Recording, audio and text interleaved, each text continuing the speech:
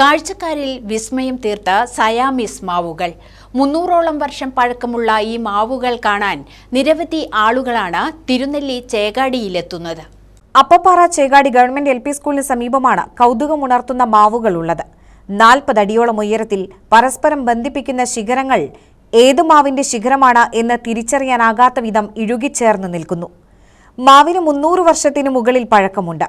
70 അടി ഉയരവും 20 അടി വണ്ണവുമുള്ള ഭീമൻ മാവുകൾ പുഴയോരത്ത് വിടർന്നു നിൽക്കുന്നത് കാഴ്ചക്കാർക്ക് വിസ്മയ കാഴ്ചയാണ്.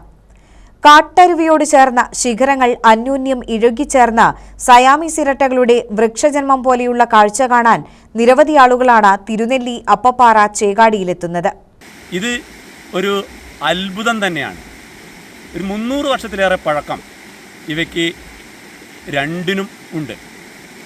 ധാരാളം സഞ്ചാരികൾ വന്ന് ഈ അത്ഭുതം നോക്കിക്കാണാറ് പതിവാണ്.